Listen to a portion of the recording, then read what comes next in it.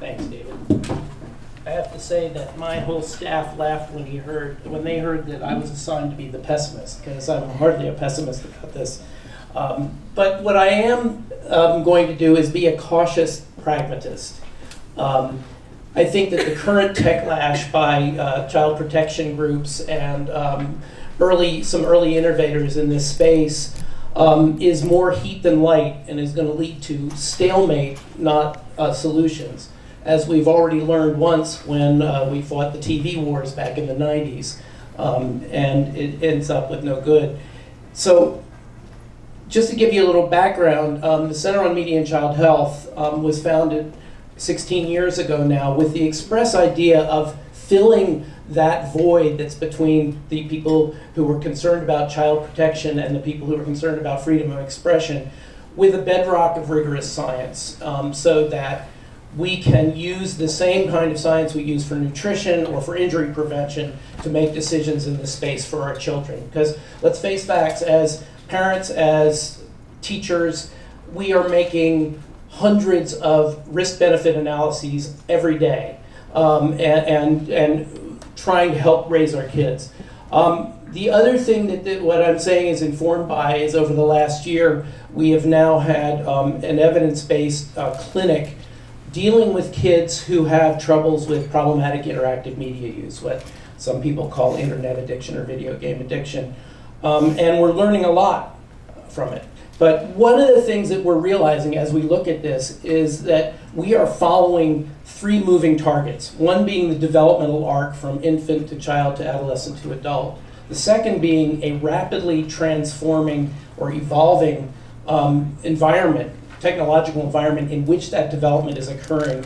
And the third being the transformation of all of our behavior, because we have these things in our pockets. And all of these affect kids. So one of the things as I thought about this is, let's think about our nomenclature.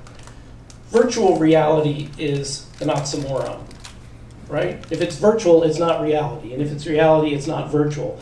And in some ways, it functions as one, because it can, as we've just heard, expand our experience. We can go places we've never gone before.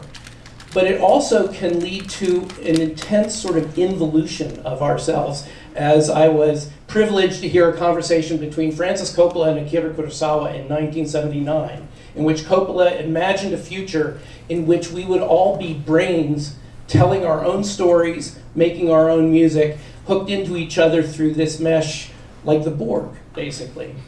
So the question is this amazing connectivity we have actually undermining our connectedness in the deep and meaningful ways that we, are protected by connection with family, with friends, etc.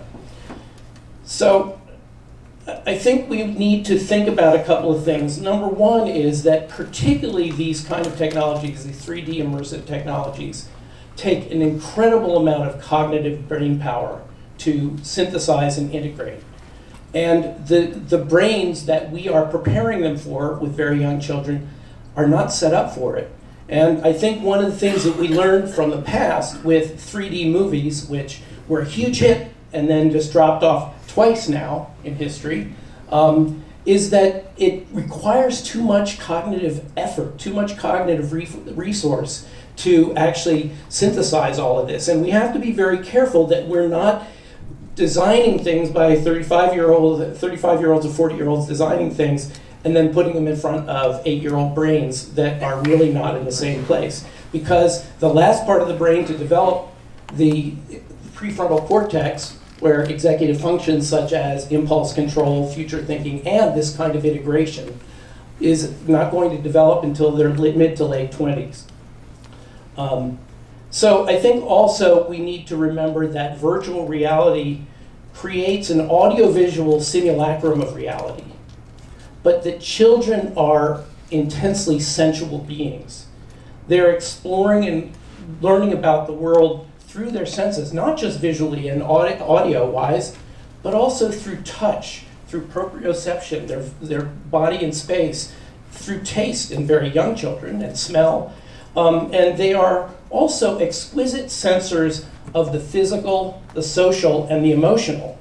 And so while we can create a great simulacrum of the tree, we can't create the feeling of the breeze through the leaves. We can't recreate the smell of the earth, and we can't create, the crunch of the apple in our mouth.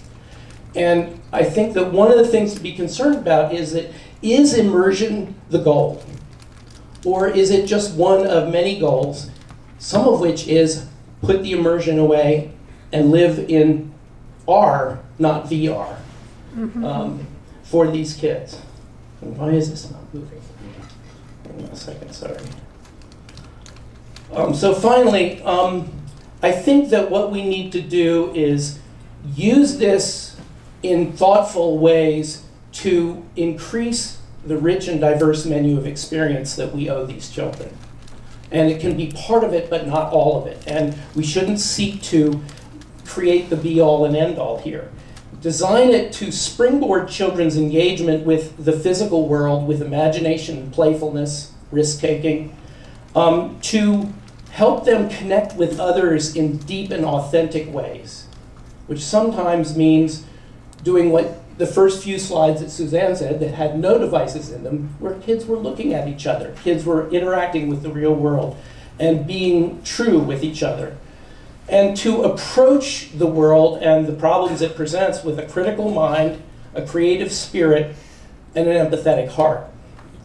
And I think that one of the things that is not just with VR, AR, but with all of these devices, is that we have to remember that instead of trying to develop killer apps, we should be developing our killer bees.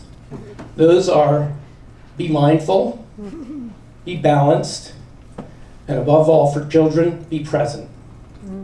Thanks.